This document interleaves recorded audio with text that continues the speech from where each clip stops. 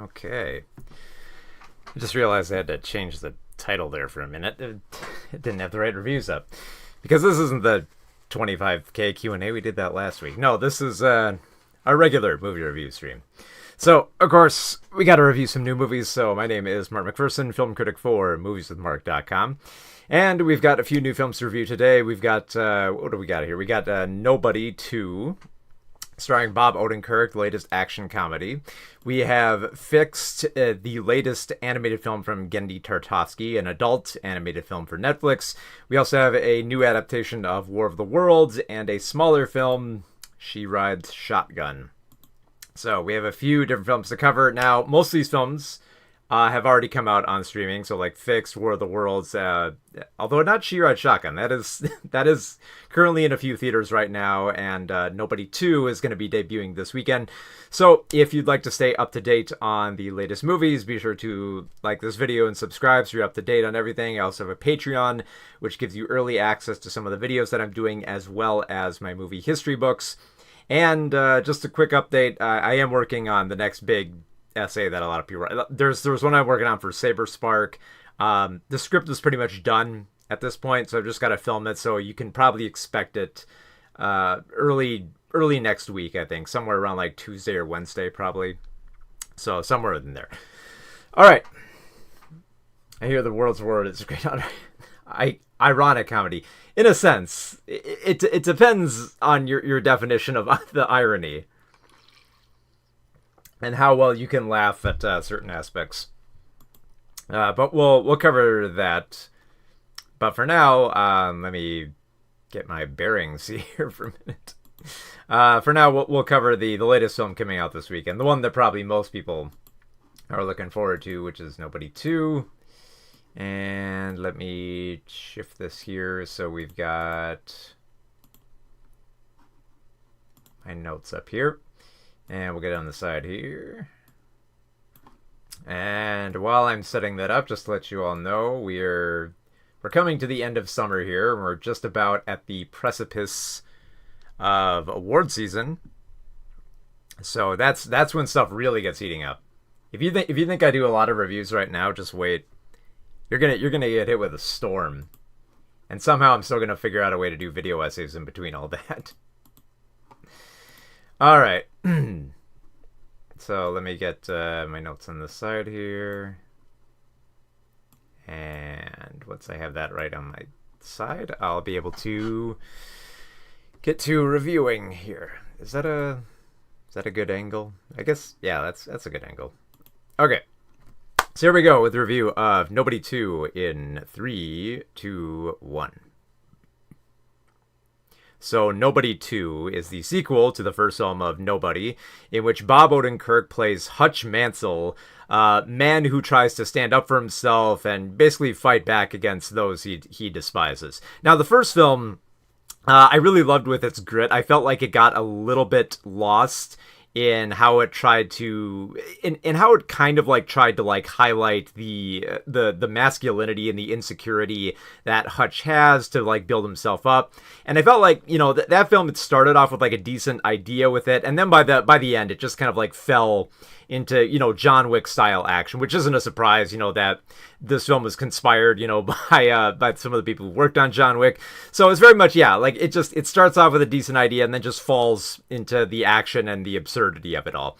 And Nobody 2 is very much more of that, except it feels like very much like a vacation. Like if Nobody was a TV series, this would be like the holiday special. This would be the one where Hutch just goes on vacation with his family, and he still does all the cool stuff you expect, where he, you know, beats up people, takes down assassins, and does so with just this gritty vibe to him. It's like, it's very much more the same, but just more sillier, and just like, and all the other aspects, like, you know, focusing on masculinity takes like a little bit of a back seat. There's, like I said, it feels a little bit like a watered down version, a little bit of what Nobody was. And then for Nobody 2, it feels like it sets up decent ideas and then just kind of forgets them and realizes, look, you probably don't care about this. You probably just want to see like the big cool sequence here where Bob Odenkirk and and RZA and Christopher Lloyd are all running around a water park, beating up and destroying assassins. And yeah, it does get to that point. But I do appreciate that the film does try to give a little bit more characterization to Hutch, because I like the fact that how, you know, Hutch, it seems like he's kind of gotten his life back together after the first film where he stood up for himself, or, you know, he has power again. And this film starts off with again like another rut that Hutch has stuck himself within, but this one feels like one more of his own making, as opposed to one that he doesn't have control over. Because yeah, Hutch still has his business of beating people up. In fact, now he has to obliterate several people in order to acquire more money to make up for all the cash that he burned in the previous film. And he does a pretty efficient job at it. He does it well, but he's also being more disconnected from his family. So Becca, played by Connie Nielsen, is just feeling more and more distant from her husband. She's sort of drinking more.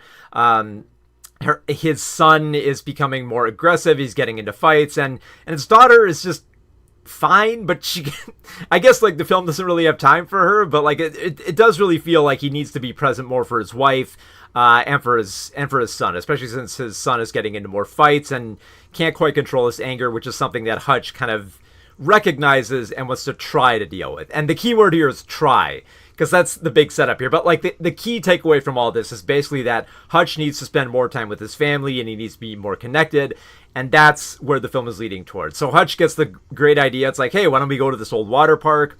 I went to it as a kid. It'd be great. We can go there. We can hang out. We can be a family. And there's some decent moments between him and his family that feel believable. You know, you look at Bob Odenkirk and you don't immediately see an action hero. You believe that he could just, you know, be this average husband and wife. You know, you can see that in him, and there are a few scenes where he actually does a pretty good job at doing just that. But of course, you know, once we get a little bit more into the film, we've got to have like some action, and it does arrive when just, you know, someone, you know, looks at Hutch the wrong way, and, you know, and someone pisses off his family, and before he knows it, he's punching people out again, and before he knows it, he's, you know, angered some mafia people, and he's once again having to kill a bunch of people in order to ensure the safety of his family.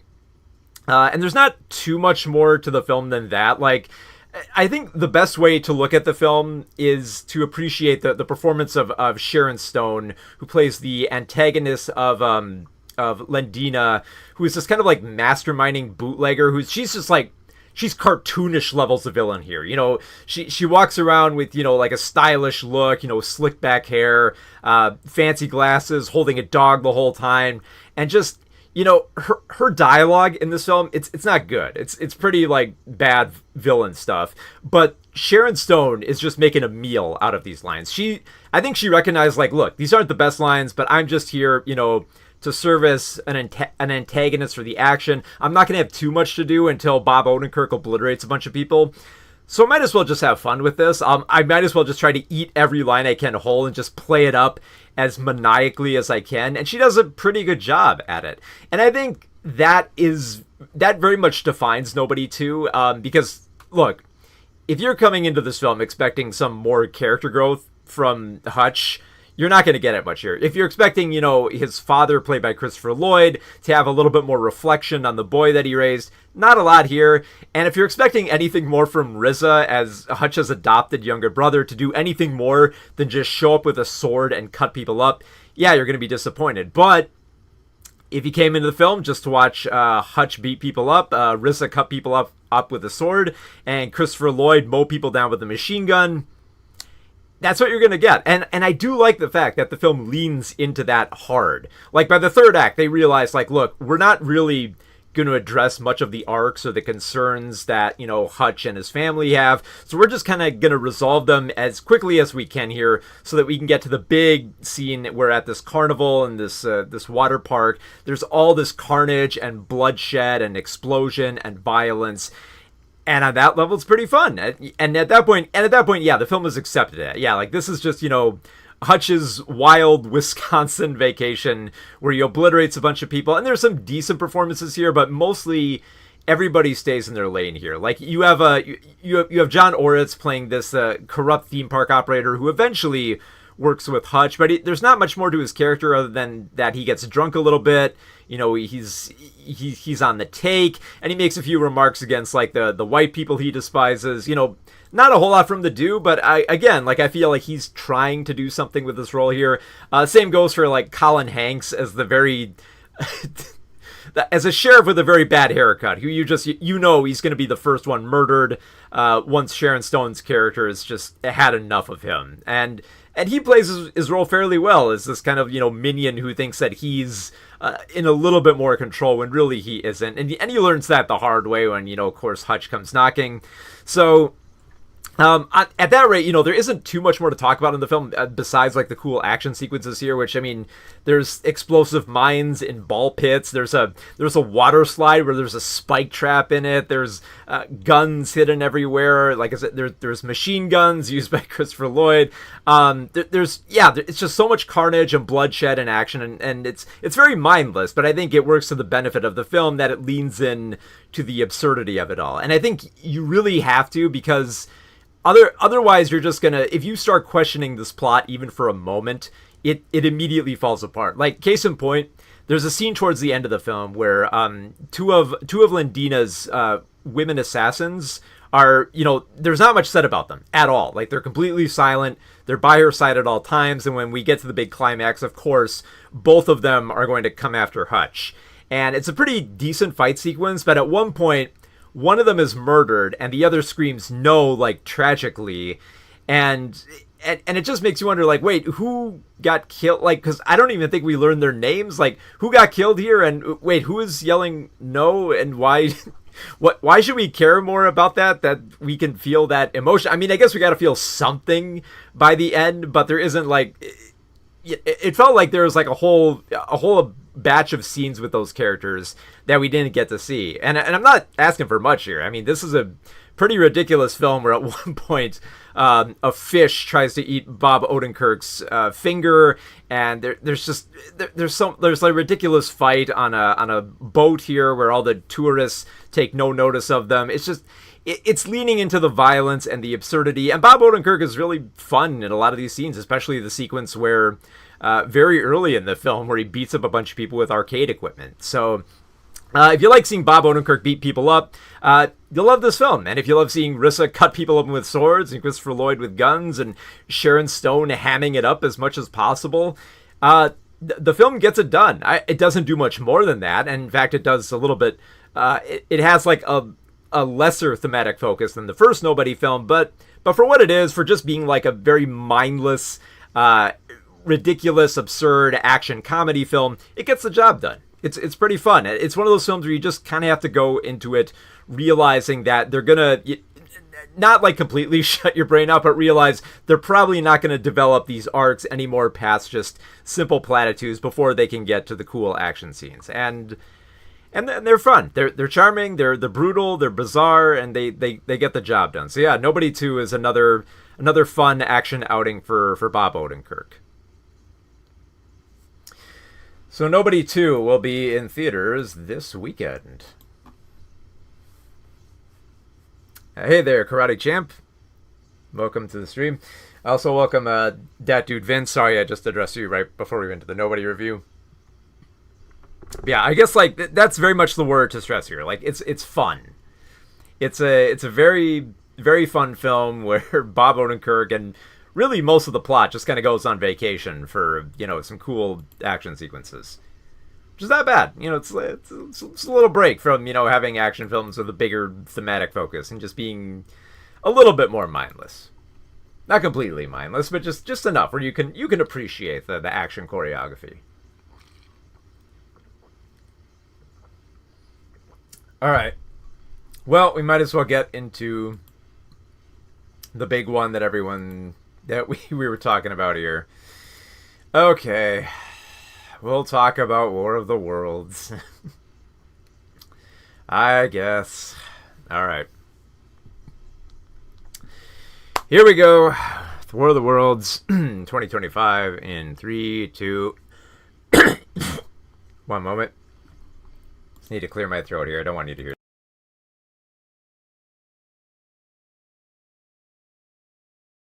That's better. Okay. Notes back up, and here we go in 3, 2, 1.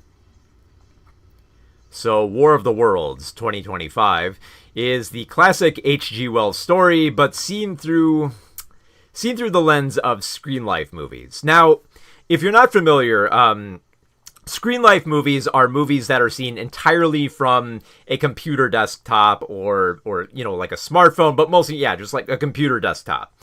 So there are a few examples of great films that we've gotten with this concept. There are, fairly notable films like Searching and Missing were really good examples. Open Windows I wasn't a big fan of, but it was fairly twisty with its concept. I appreciated the tinkering that it did with, having like the camera keep pulling further and further back by showing all the different applications that were being used. But I do like the prevalence of this subgenre, because I think the fact that there are so many of these films now, it kind of like raises the stakes, because, now, especially after like the COVID-19 pandemic, we're all familiar with the online digital spaces and our computer desktops that if something doesn't look right, if something's being faked, we can pick up on it immediately. So these types of films do have to be smart. And that's why I really like films like Searching and Missing. I felt those films actually did a pretty good job using Screen Life.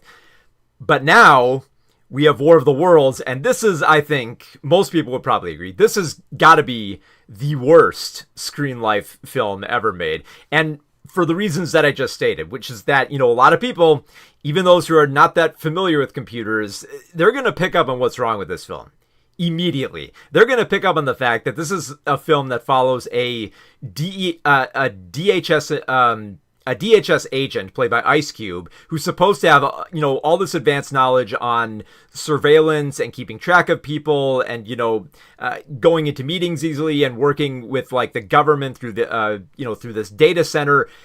And he doesn't quite understand aspects of the internet. And it's just like, that's something that most audiences are going to pick up on immediately. It's like, hey, this isn't working, because the whole premise behind this film is that it's War of the Worlds, but it's seen entirely from the perspective of Ice Cube's character of Will Radford, who works at the Department of Homeland Security, and it's seen from his point of view while working surveillance and trying to figure out a strategy. Now, the thing is, the premise of this film is not a bad one. I actually think there is something that you could do with this material that can make it intriguing. But the thing is, you really do have to have like the smarts to kind of stage it in a believable way that would, generate intensity and drama more effectively rather than artificially.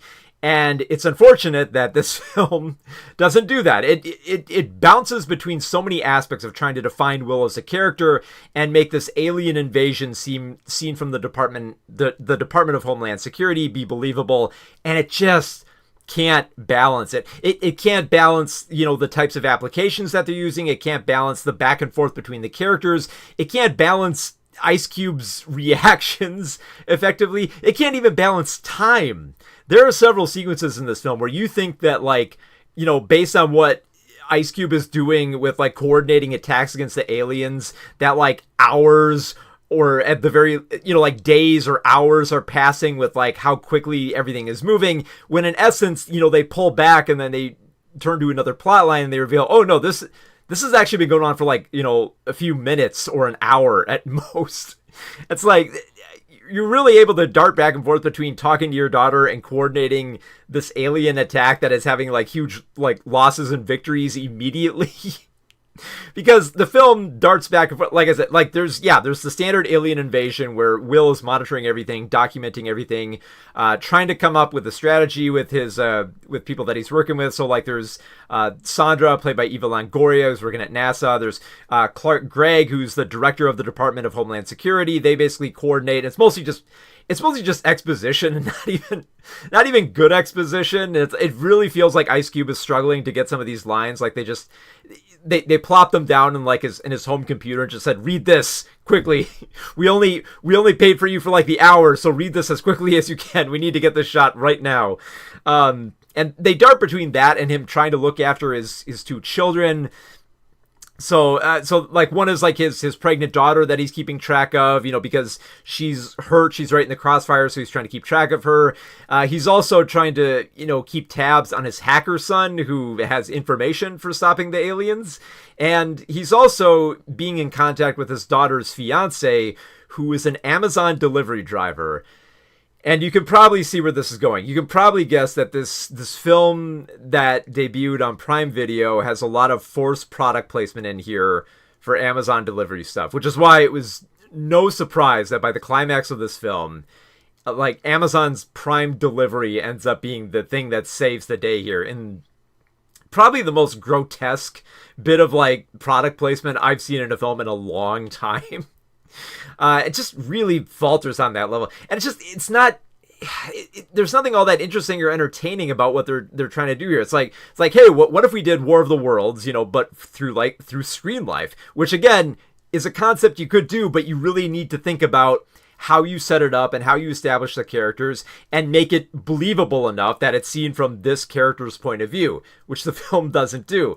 And another bad idea is like, hey, what if instead of, how like in the original story, it's like, the viruses of the human body that affect the aliens. What if it's a computer virus? Well, that's not novel either. We've seen that in Independence Day, but how about this? What if instead of not doing product placement, we make the climax involve Amazon's new like air delivery service and advertise that in the film? It's like that doesn't work, and I think there's so much that doesn't work about this film, from how it's edited to how it keeps track of time to how the apps are used. Like there's a scene where Will uncovers this great conspiracy about how the government knew the aliens were coming, and he's immediately kicked out of his computer. Like internet is shut off immediately, and we have to endure watching Will, open his browser and realize, oh man, the connection's bad. Like I hit refresh, it's like, of course it's not going to come up if you hit they took off the internet. Like this is your job. You should know when the connection is not there. And the film, and I know why the director does this, because the director wants to evoke the dramatic tension of Will being in disbelief. Like, no, the internet can't be shut off. But it's like, this is your job. You should know this. This isn't like, like something like Unfriended, where it's the teenagers who like can't figure out the windows that they've opened, or they can't force quit their programs, stuff like that. This is someone who should be capable, and he's not. Not to mention, even if like you divorce like, the tech stuff and the exposition that he's forced to dole out here, the emotional beats that he has here are just so hollow. Like throughout all this, like he's darting between talking to his daughter, talking to his son, keeping track of reports, looking at cameras, talking to the DHS, talking to NASA, talking to the president. Between all of this, he has opened up an email that he's going to write as kind of like his last it's like his last will and testament kind of to his children. And it's just, you can really tell like he's struggling to write here, because like it comes off as the most bland, dear daughter and son, I've never been able to be open with you since the death of our mother. It's like, I don't believe this is how a character would talk like this.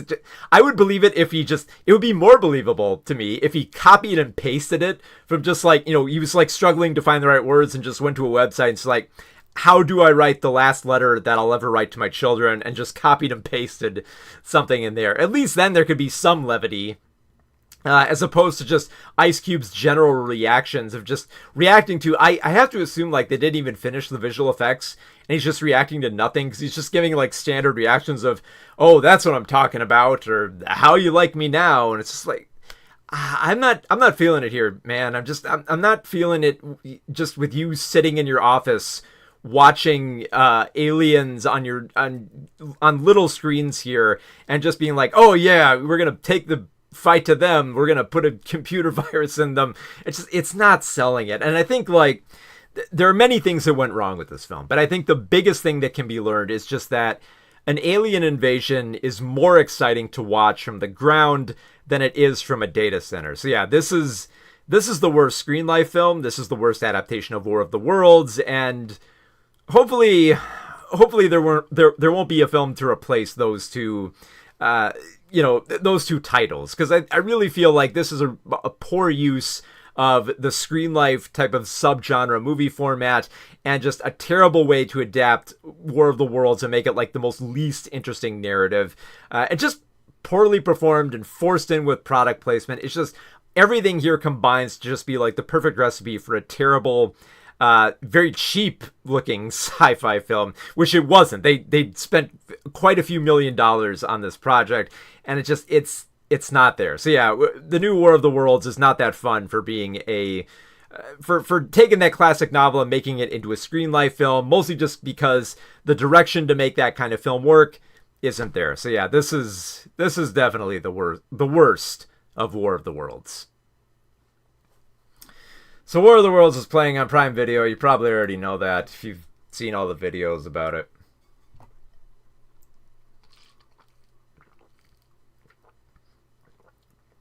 Read some of the chat here.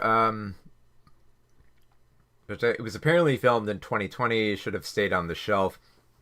Yeah, I mean, well, the thing is, like, there were a lot of films that were filmed during 2020 about the pandemic. That actually that did like a good job using that kind of like that screen life format. I've actually seen quite a few films that have done a really good job with it. There's a demonic horror film called Host, which was actually pretty good. It was a very small independent film. It's just like a little over an hour long, but I think for the limitations, I think they did a actually pretty good job with it. Another one that I think a lot of people probably don't recall this one, but there's actually a drama called Language Lessons, which was just about this this man who's endured a recent tragedy, and his partner bought him Spanish language lessons, and he kind of like learns to bond with his teacher and form like a friendship while, you know, basically over Zoom, more or less. And yeah, it's actually a very effective drama. I was surprised how well that it worked. So it's not that you can make screen life films work. It's just I think they realized, oh, this one doesn't work. So let's just, you know, quietly, although they chose like the worst time to release it. I guess they figured, you know, a little bit after, you know, Heads of State comes out, because that was going to be like their big action film to release on July 4th. Like, maybe nobody will pay attention after that.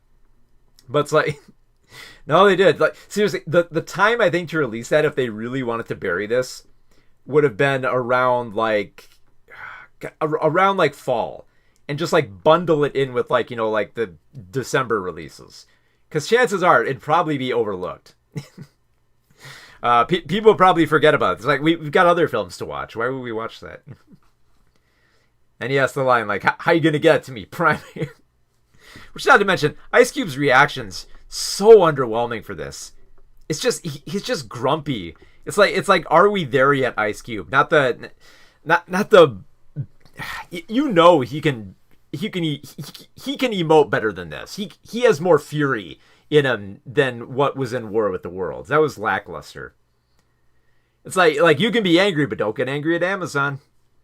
And you know he would, like, if they made this character believable, you know he would have been like, it's like, man, I got to use this stupid crap. You got to do anything like that.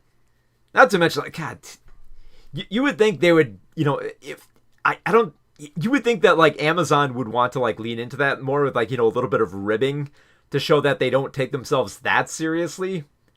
But I guess like they didn't for this film, and it's just like, ugh. Guys, if you really want to commodify, you know, under capitalism, this stuff, you really got to read the room. You really got to understand that nobody is going to look at that scene where you forced in prime air and be like, oh my God, that's brilliant. That was a clever idea that character did. I will probably order from Prime Video, from Amazon Prime that way. Yeah, sure. I'm sure that's what you're hoping for. Badger says, do you think Orson Welles' legacy is in danger of being upstaged by Ice Cube's riveting performance? You know what? I would kind of like to see Ice Cube's Citizen Kane. Kind of would. Oh my God. If they force the product placement in here. That's right, I bought up the New York Times. What do you think about that? Oh, man. See, Betch says second worst movie to be an Amazon propaganda piece after Nomadland. Yeah. Well, actually, wait a minute. There was like a God. There was one way worse than that. What was it? Oh God, it's at the. I was just thinking about it. No, wait. There is one way worse than that, and that actually there was film that came out this year called Back in Action, which, oh God, I'm trying to remember. It was a film with Jamie Foxx and Cameron Diaz, where they're like parent spies or something like that. And yeah, it was, oh God, it was so. There's a scene where, between like within 2 minutes, they reference two different Amazon products and services, and it's just like, oh my God. And this was a Netflix film. And you could tell like they were in cahoots with it, because like if you're on the ad supported tier, it starts with a with an Alexa commercial, and it's just like that's so it's so great. It's even more egregious, I think, than War of the Worlds, because at least in like War of the Worlds they use the Prime delivery stuff for a purpose. With Back in Action, it's just like it's crowbarred in. It's not even worked into the script. It's just like we're gonna immediately stop the entire story so that we can talk about these Amazon products. That is so bad. Like, so don't get me wrong. War of the Worlds is definitely the worst film of this year, but it's not the worst Amazon propaganda. That belongs to Back in Action. Back in Action did a much worse job of trying to force in Amazon products and advertising with it right before it too, which is even worse. Made to be watched as a distraction. No, it totally is. Yeah. So the thing is, like, Back in Action, it's like it's a PG-13 action comedy. It's meant to be watched with the family. It's meant to be that kind of inoffensive PG-13 film that the whole family can sit down and watch and not be entirely bored by. I guess that's not quite the right words. The words I'm searching for is like they basically want it in this Goldilocks zone, where it's a serviceable film that the entire family can watch, but barely anyone will be entertained unless it's on like a very loose level. Like that's what I hate the most about Back in Action, is that it's framed it's framed more towards like my generation. I know it's more aimed towards like Gen X, but it's meant to be like, oh, look at these parents now, and look how old we are, and we can't relate to kids, but we still have these Amazon products, and we know how those work without question. And we're apparently spies, and like, let's talk about all this old stuff from the day. It's like, God, I despise that. And I know I'm if not already, I know that my generation is already on the cusp of that.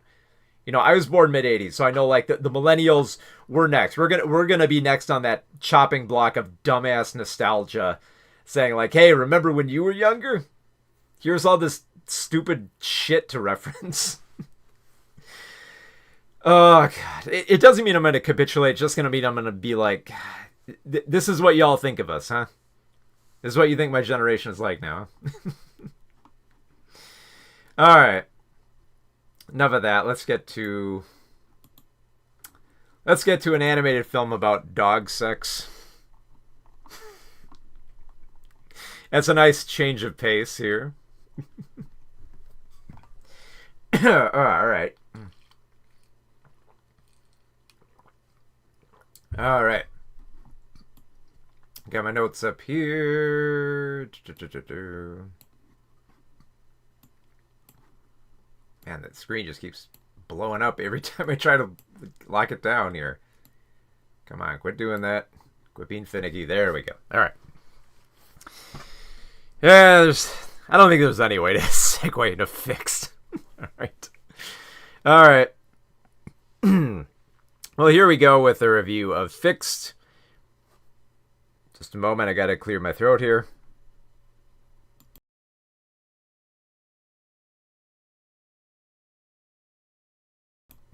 There we go. All right. Okay. Here we go with Genndy Tartakovsky's Fixed in 3, 2, 1. So Genndy Tartakovsky's Fixed is an adult animated comedy about a dog losing his balls. Like, I know it's meant to be a little bit more about, like, self-esteem, and there's a romance involved, but it's mostly just, like, an adult animated comedy involving dogs doing very gross-out stuff.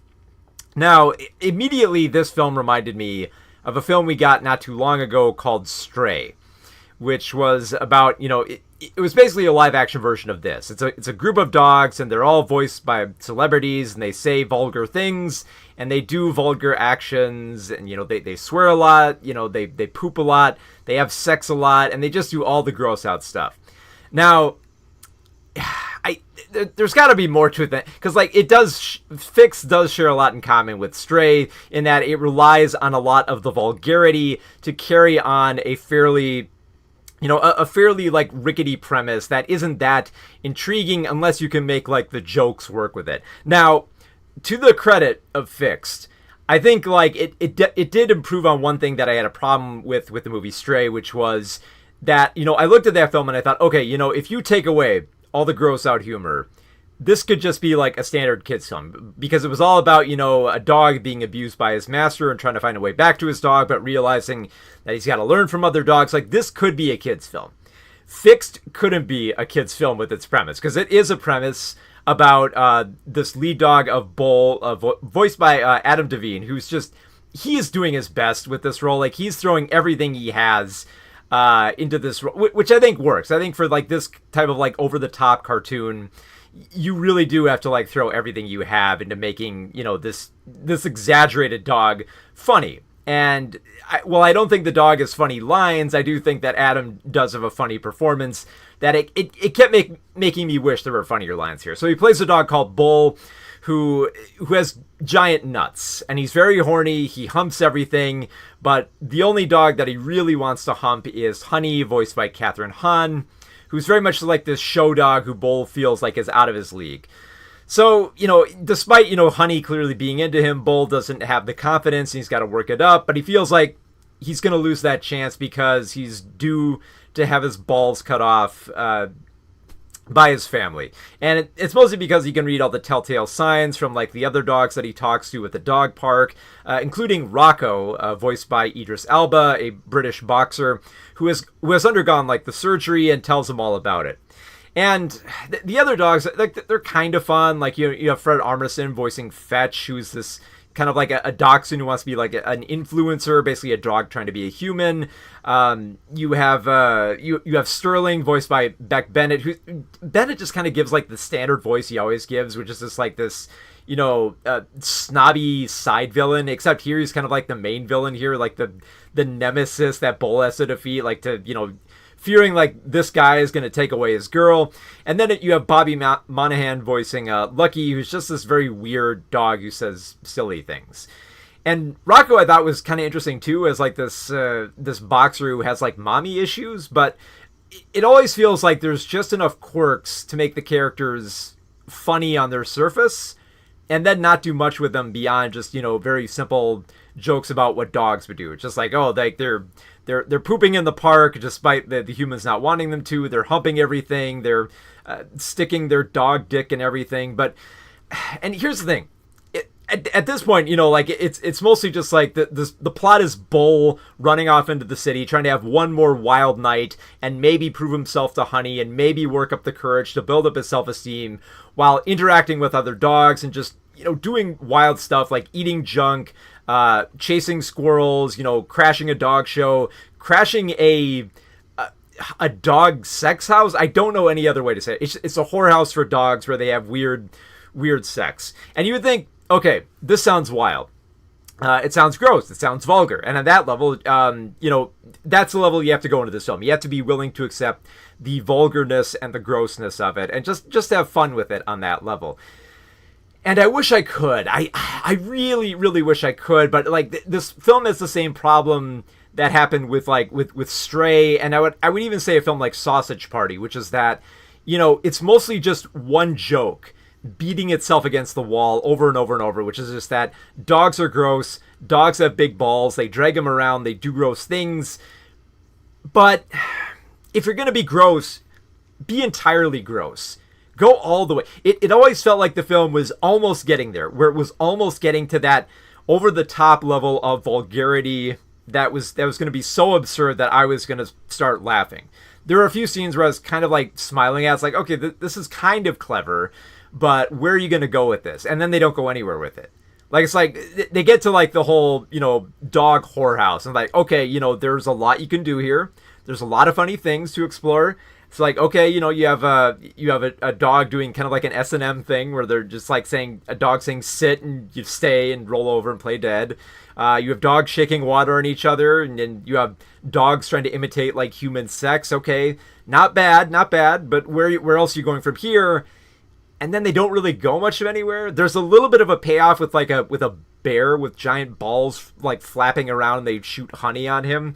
Not bad, but I'm like, okay, this has got to go somewhere. Like, because clearly the story is really not that interesting. I really didn't care that much for Bull, trying to like overcome his self-esteem issues, just because there wasn't much to them. It's mostly just him stammering, just almost just becoming very like nebbish and just learning to like take a sacrifice, which just kind of like almost inexplicably happens by the end of the film. And that's where I was like, okay, the story clearly isn't going to work. So just fall back on just being as gross as you can. And it really doesn't. Even the film Stray went the full 9 yards by showing like an erect dog penis. And for as much as this film talks about like dogs and their balls and, even naming Bull's balls and giving each one a different voice actor, they don't really do much of anything with dog penises and stuff like that. Like I said, it feels weird that I'm complaining that this film doesn't show like dog penises, but this is a film meant to be gross. It's supposed to be disgusting. It's supposed to be over the top. It's supposed to shock you.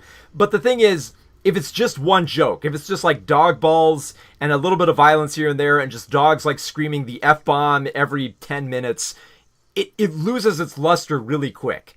It just, by the time you see like the 7th scene of a dog humping something, it loses its impact.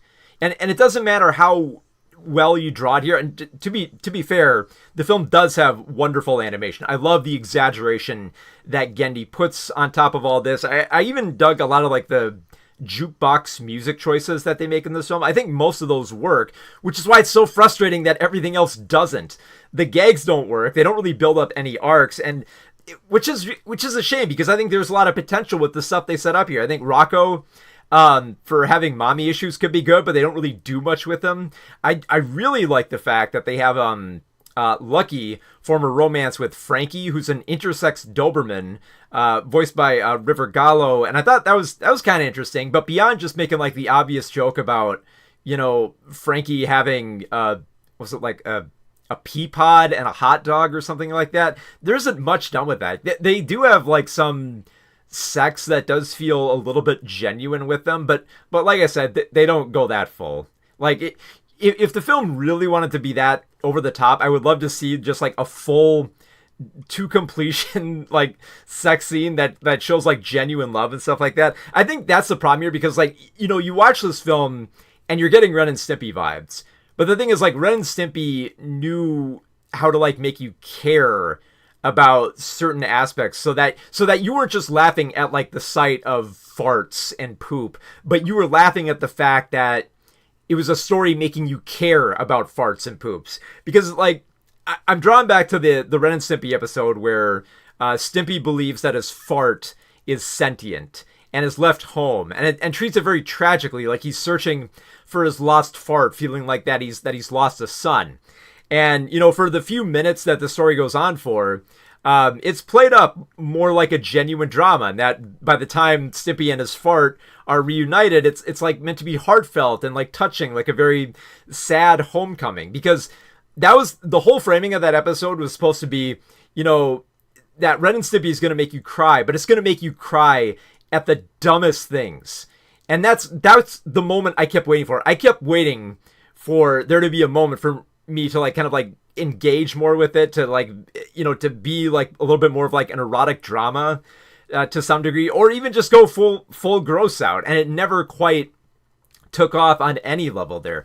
Not to mention, this might be like a little bit going off topic here, but I'm getting really tired these adult animated films where much like Sausage Party, where the joke is just, look, we made a cartoon where we're saying the F-bomb and characters are having sex and we're making pee jokes and piss jokes and sex jokes, and we're skating the line with like racial jokes and all this vulgarity. It's just like, we've had these films before, because, people will say like, oh, well, it's kind of like the X-rated film Fritz the Cat, but no, Fritz the Cat actually had something to say about the 60s. In fact, most of Bakshi's films had something to say beyond just all the sex, violence, and the swearing and stuff like that. Fritz the Cat had something to say about the 60s. Heavy Traffic had something to say about inner city life and stifled creativity. And Coonskin had something to say about how America views black people. It wasn't just sex and violence for the hell of it.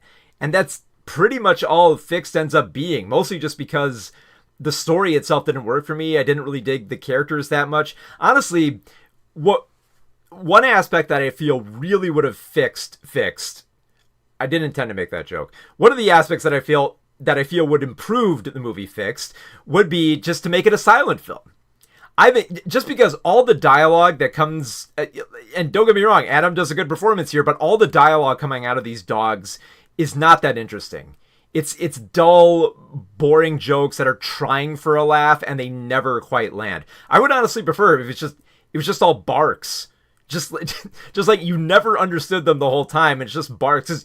This is not a story where you need dialogue to drive it. You can pretty much understand where it's going. And if you needed to, I would actually kind of like the idea of just having it be all barks and then have it be like English subtitled. If only to give the film a little bit more of a gimmick. And at least on that, if it was on that level, you could appreciate the animation more, because the animation is really good. You could appreciate just the wild sights and the slapstick without the film struggling to, define all like its different characters through just this reliance on vulgarity. I don't think it'd make the film great, but it'd make it a lot better than the film we got with like dialogue and characters that I really don't care about.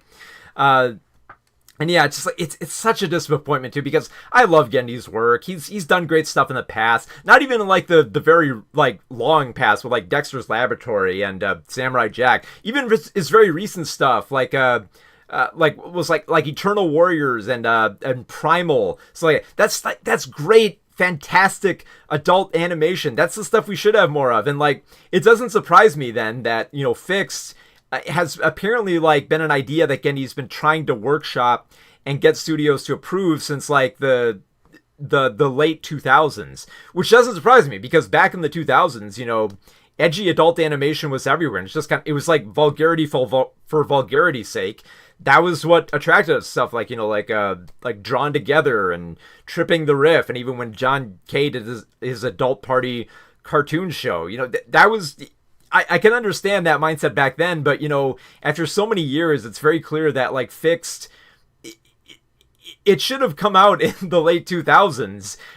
If only it would have felt like it would fit in more with like the more forgettable adult animated films, like the Haunted World of El Beasto and stuff like that. It felt like it would have been more of that time, and the fact that it's finally been made and it comes out with this, with everything that we've had with adult animation, in the past few years, we've seen animation improve to a degree where it doesn't just have to be vulgarity for vulgarity's sake. We can actually have like more mature storylines and do something with it. Where, like very much like Ralph Bakshi, it's not enough that you just have sex and violence and all the gross out stuff. There's got to be something more there. Even Sausage Party, for as much as I didn't like that film, it still had something it was trying to say. It was trying to say something about religion. I didn't think it was that great. And even the Sausage Party recent TV show was trying to say something about the state of capitalism. Again, I don't think it was great, but it was trying. It was trying to say something more, do something more clever with it, besides just doing a series of dog jokes that would have been better serviced as like either a short film or a silent film. But as it stands, the way that it is right now, Fixed is just an adult animated comedy that tries too hard to be vulgar and isn't vulgar enough, and just we need better adult animated films than this. Like we've gotten great adult animated series out of stuff like I said, with like Primal and stuff like BoJack Horseman and Tuca and Birdie and stuff like that. Animation on television has improved for adults to a heavy degree that I think it's about time that films that adult animated films should improve as well. So yeah, Fix is just it's a gross out adult animated comedy that isn't gross enough. So if you really want to see Fixed, it is playing on Netflix right now.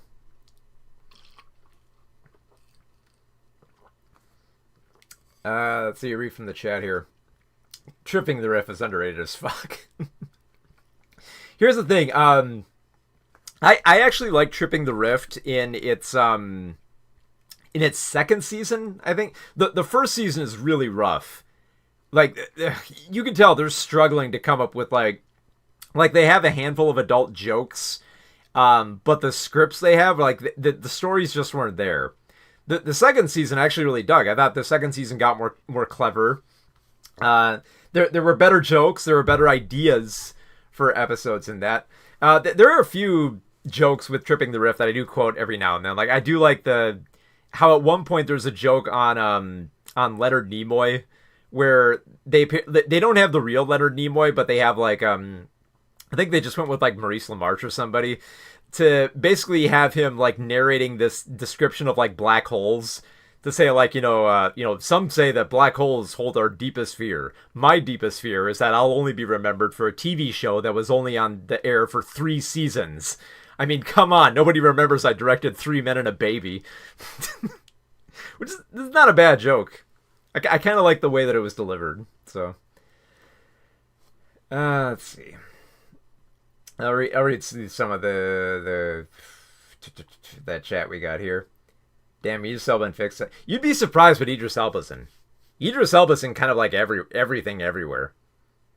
He was actually pretty good in Heads of State on Prime last month. He was opposite John Cena. So if you really miss that dynamic that Elba had with John Cena in the Suicide Squad, you get a little bit more of that in Heads of State. Not as well, but it's still a pretty good dynamic.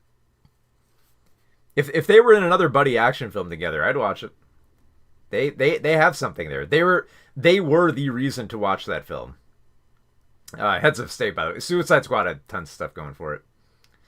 I did not. Badger says I did not know that Gendy was behind this. That's a shame. Yeah, and the thing is, it was a shelved project that Gendy was trying to get done for years. So I feel like Gendy just kind of like improved in that time and just kind of like left the script as is.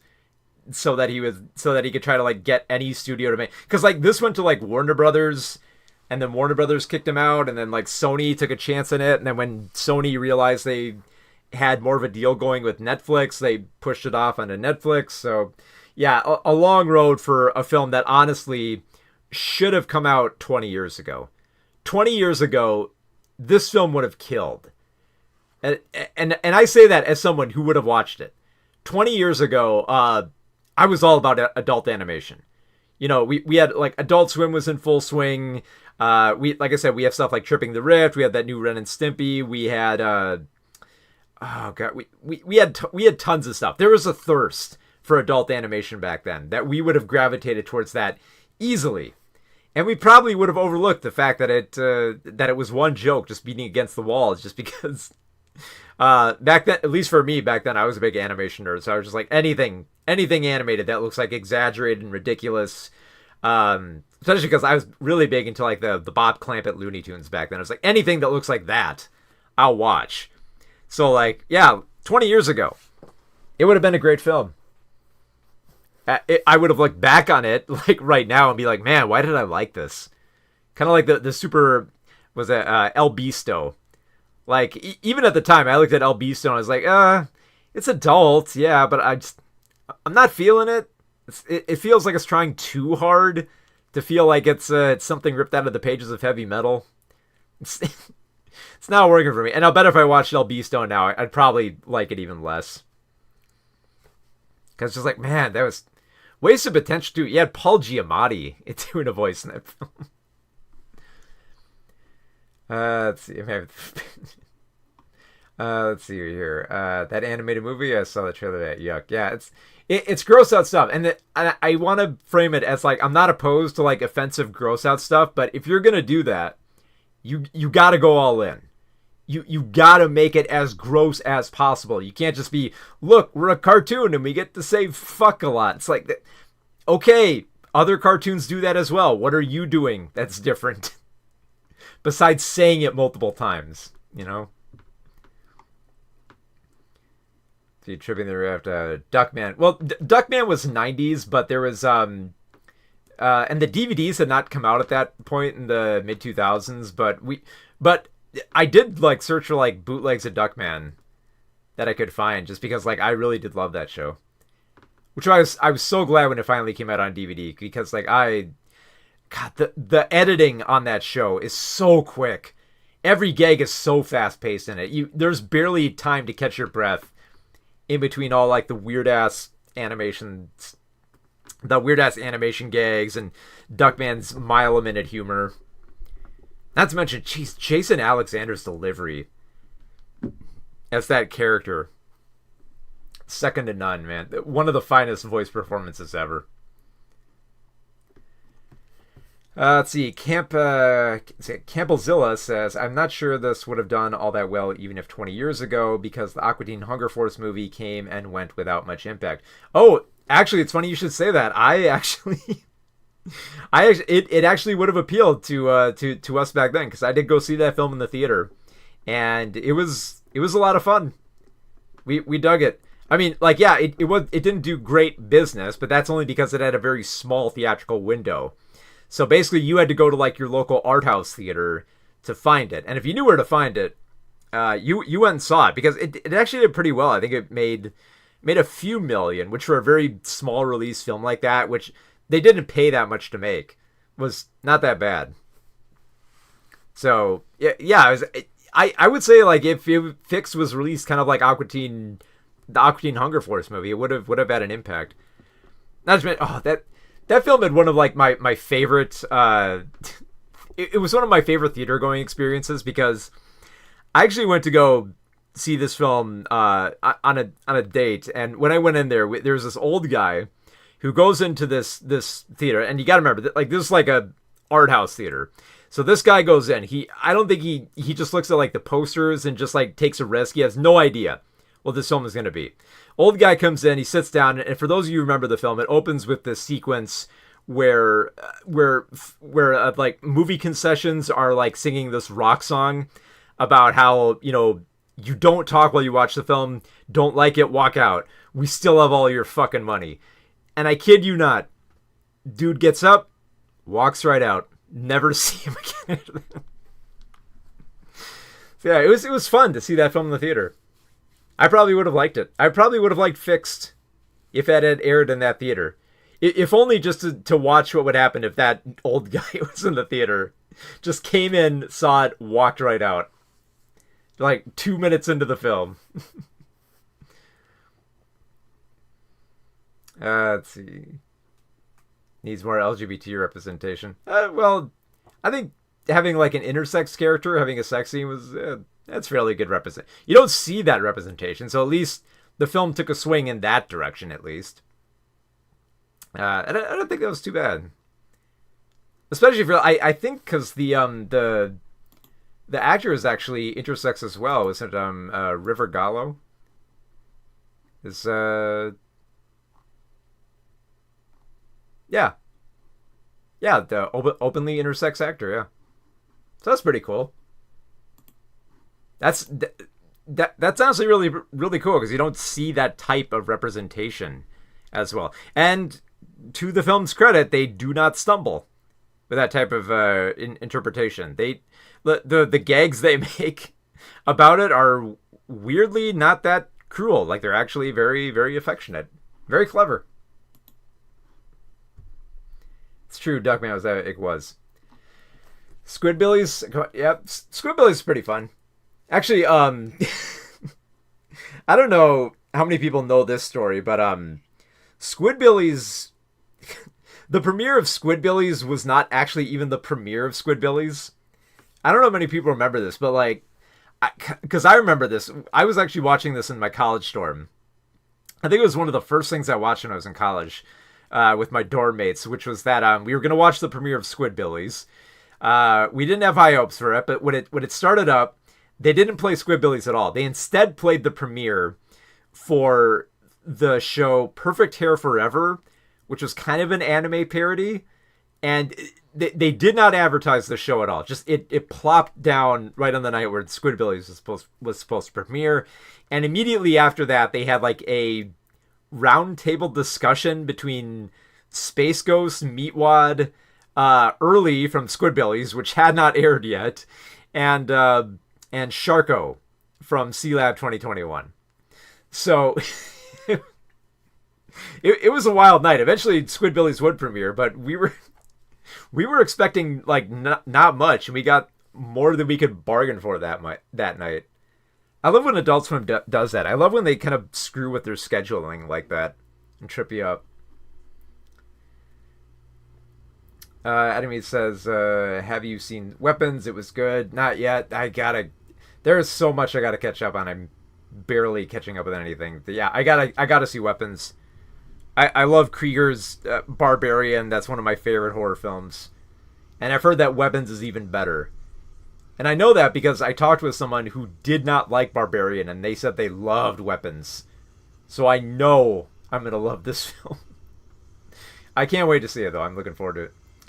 Campbellzilla says, would you compare Fixed against Fritz the Cat or the more recent Sausage Party? I would say more Sausage Party, just because Sausage Party was mostly just mostly like one type of joke banging its head against the wall, whereas Fritz the Cat actually had a variety of jokes and messages that it was trying to say. Whereas Sausage Party was more singularly focused on religion. It didn't work, but it had like more of a focus. But it was mostly focused on just like, weird food jokes, like food puns, food sex, racist food jokes and stuff like that. Just one type of joke. So yeah, Fix has more in common with Sausage Party in the fact that, yeah, it's one type of joke beating itself against the wall, and it's vulgarity for vulgarity's sake of just, like I said, that format of just, look what we can do. We're a cartoon and we're doing this. It's like, yeah, other cartoons have done that too. It's not, and they did better with it. So yeah, it's more comparable to Sausage Party. At least like Sausage Party the movie. In terms of like Sausage Party, the what's that TV show, Foodtopia?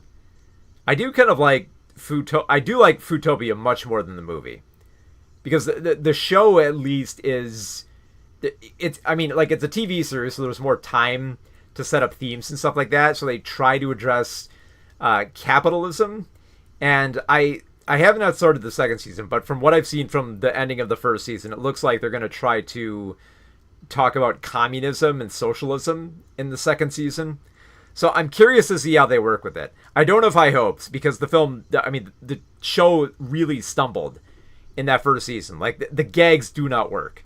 They really don't. It's the same puns over and over and over again. I would honestly prefer if they just drop the jokes altogether and just try to frame it as like kind of like more of a serious drama. Just like, I think like just like the juxtaposition alone would be funny enough that I don't think you need to make all the obvious food puns. So even Sausage Party, I'd say, has more hope than Fix. But yeah, between the two, I'd say Sausage Party more than Fritz the Cat, because Fritz the Cat is way better. All right, one last review to get to here. Let's see if I got notes up here. Now let's take a look at an even smaller film.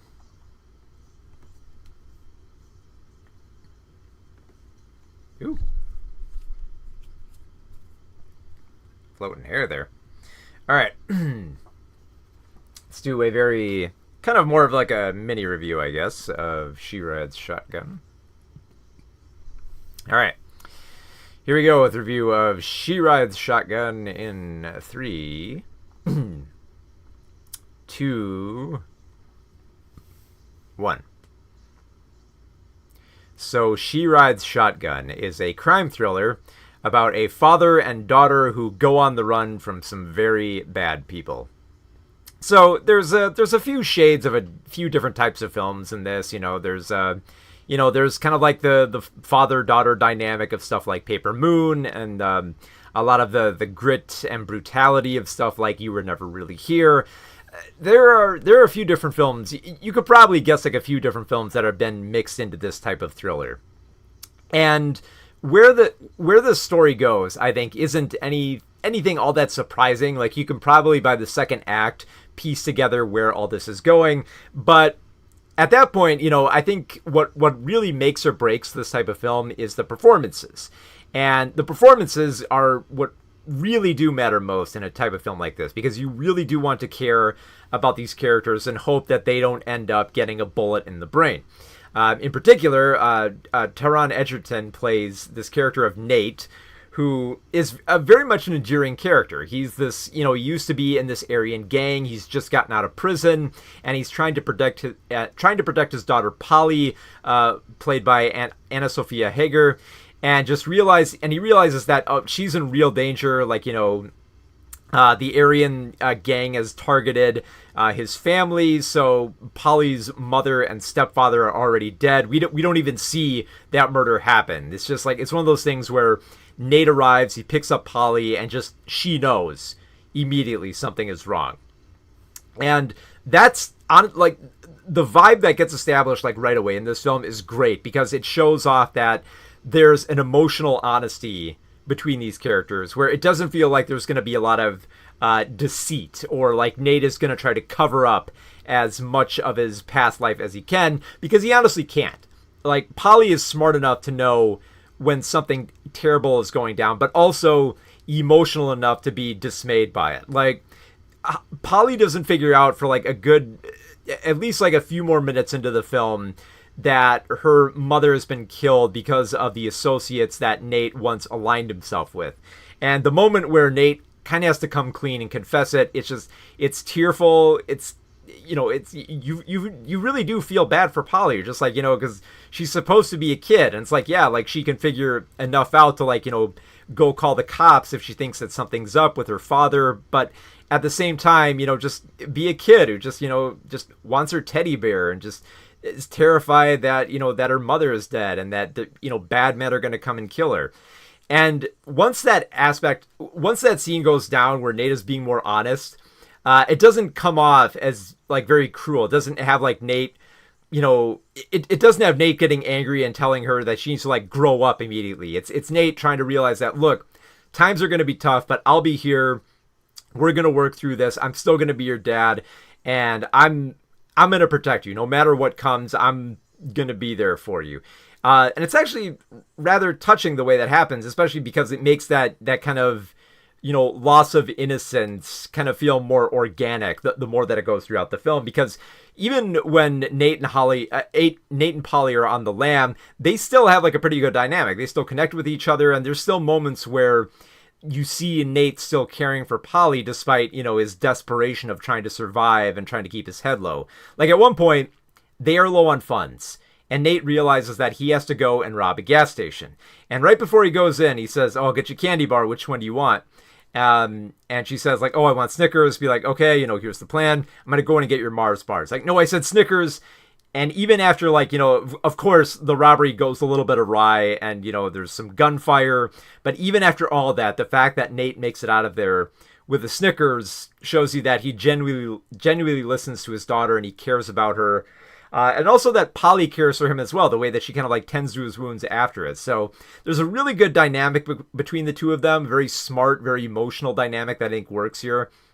The same can be said for Detective John Park, played by Rob Yang, who, he's a little bit more of like a no-nonsense cop, but he also recognizes corruption and tries to find a way to trust Nate and Polly while also being a little cautious of not trusting them too much.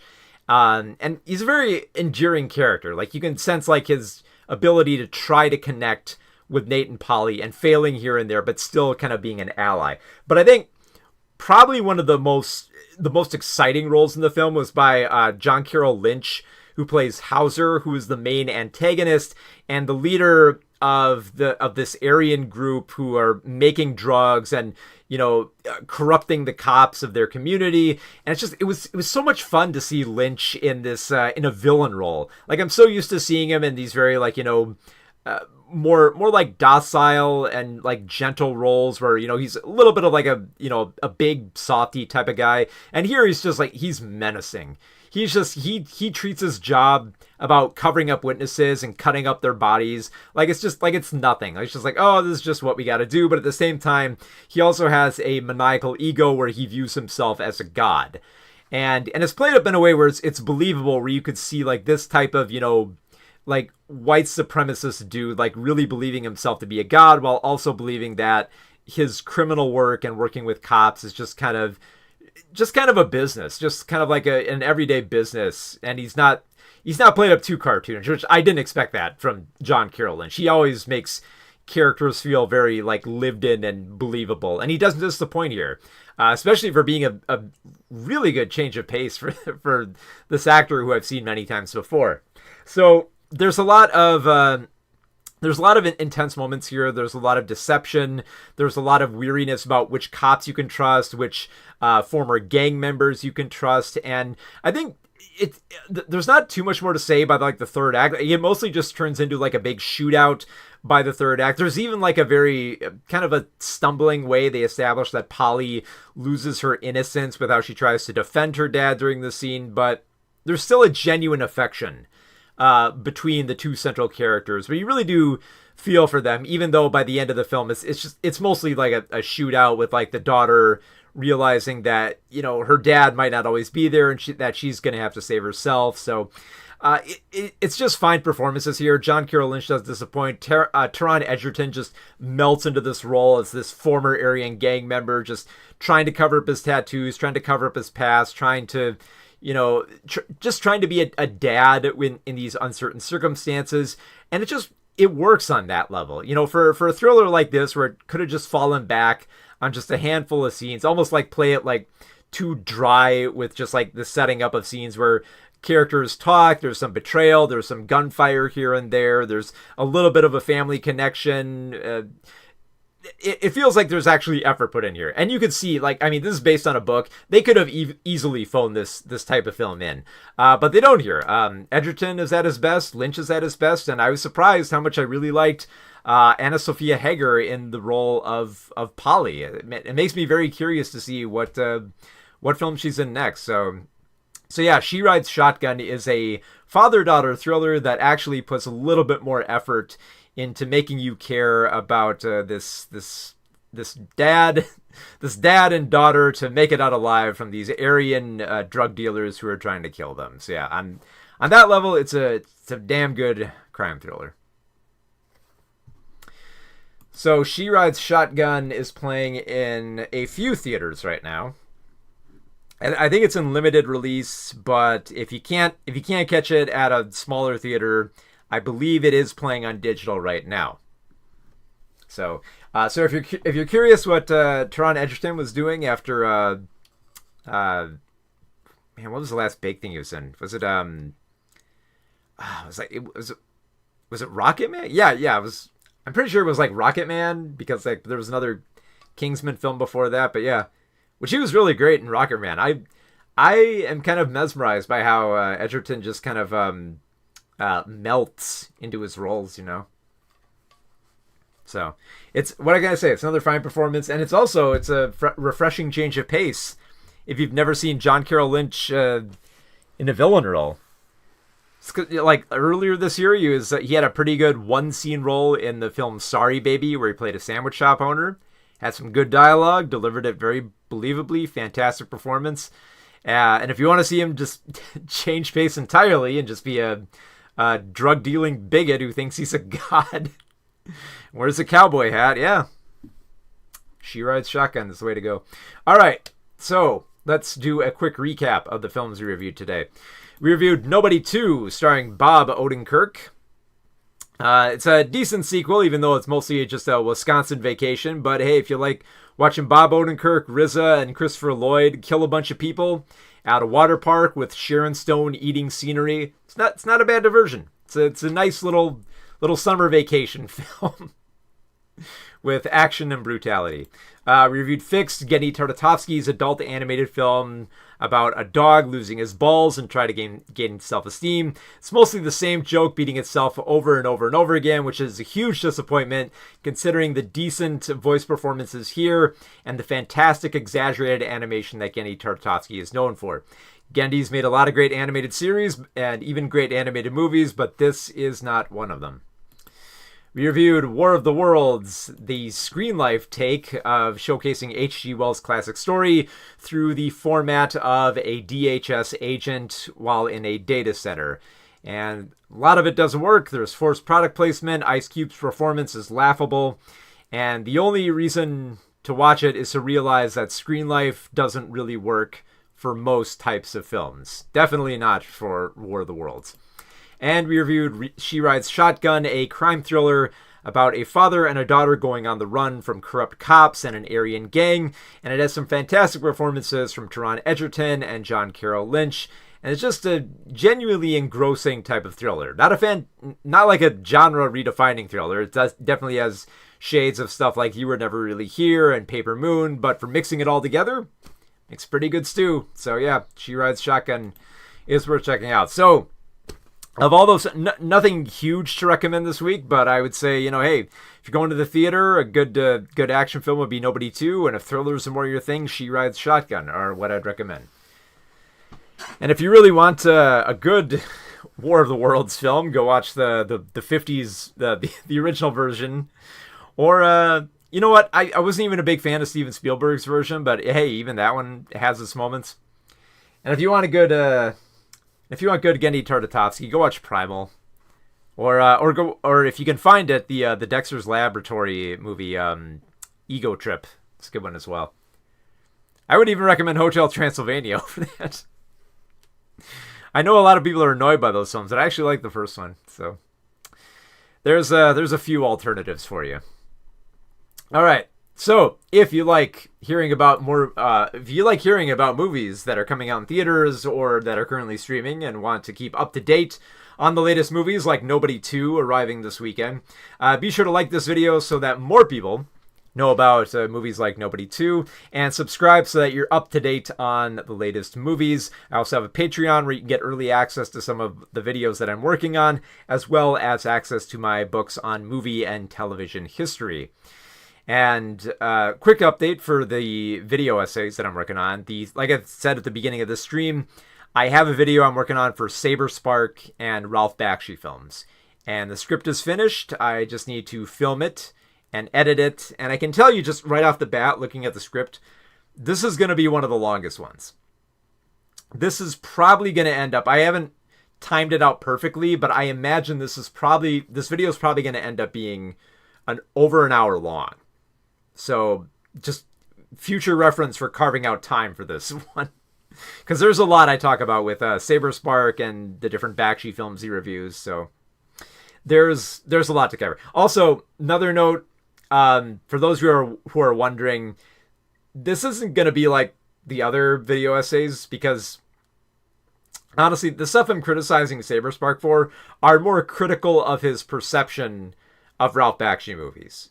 And it's not really going to get into anything all that personal. It's mostly just like a criticism of his criticism, more or less, which I really do need to highlight, because I feel like there are big parts of Ralph Bakshi that he's missing in his reviews. And I feel like the people who watch those videos are not getting the full picture, which is why I'm trying to balloon it. So it's not going to be that, angry, I guess. There's a few moments where I get frustrated. But nothing like as angry as like Nerdrotic or Asmongold. So yeah, what do we have coming up in the next few weeks here? Well, there's a few films I got to get to. I might be able to cover Weapons at some point. But I think for sure what I do want to cover coming up towards the end of August here is the new Darren Aronofsky film, Caught Stealing. So very much looking forward to that. There are actually a few big name films and directors coming out. I got to get around to seeing Spike Lee's newest film, Highest to Low. That one I'm looking forward to. We had the new Ari Aster film this year. We had, what's coming up? We have another Luca Guadagnino film coming out this year. We have Yorgos Lanthimos coming up with an adaptation of a South Korean sci-fi paranoid thriller, which I'm very much looking forward to that. There's a lot of great stuff from directors. Oh yeah, and then we have Guillermo del Toro with Frankenstein and Rian Johnson with Another Glass Onion. I am very excited for fall. And I really wasn't that... There were a few films that are excited for last fall, but there's an abundance of films this award season in particular that I cannot wait for. Even some of like the commercial stuff I'm actually kind of excited for as well. So so it's going to be very busy coming up in fall, and if you want to stay up to date on all the latest movies and know which ones to check out for Oscar season, to know which ones are probably going to be good contenders, you can find out that information here. I'll let you in on everything when we get more in towards fall. So, I will be back in about 2 weeks with a review of Darren Aronofsky's Caught Stealing, as well as a few other films that I can scrounge up. So, yeah. Until then, be sure to stay tuned for more video essays. Be on the lookout for that Saberspark video. And until next time... Oh, wait. Forgot to promote my website. If you want written reviews of every film that I've talked about today, they are all on my website with movieswithmark.com. So Fix, Nobody 2, War of the Worlds, and She Rides Shotgun are all up there right now. Let's see. HoboFilm says, should I like and subscribe and smash that like button? Don't smash it. Those buttons are valuable, okay? Just gently tap it. Tap it or don't. Don't smash it. What is with smashing? It's like... I know it's... I gotta work on a better call to action. I'm sorry. I get tired of call to actions. I want to find a way to rip on them. Just because I get so tired of everyone doing the same goddamn call to actions every time that they just get annoying, that I want to try to like switch. That's always why I try to do mine a little bit more like more clinical than like segue and stuff like that. I get tired of like the segue stuff. Like, oh, speaking of which, you should... No, I'm tired of that. I hate the fact too that if you say that, I don't know if anyone's noticed this, but in your browser, if you say subscribe, the subscribe button will glow. Like, I'm sure it's probably even happening right now. Like right now, if I just say, hey, subscribe, it's going to like, that button probably glue right now. If you're on your desktop, it probably just glowed right now, didn't it? It's bizarre. So yeah, I always try to like find ways to switch up my CTAs. And if not, I do like a standard one, not a weird ass segue one. Everyone's heard a different gimmick one. So yeah, check back in 2 weeks for more video reviews, and check out next week for my new video essay. So until next time, have a good one.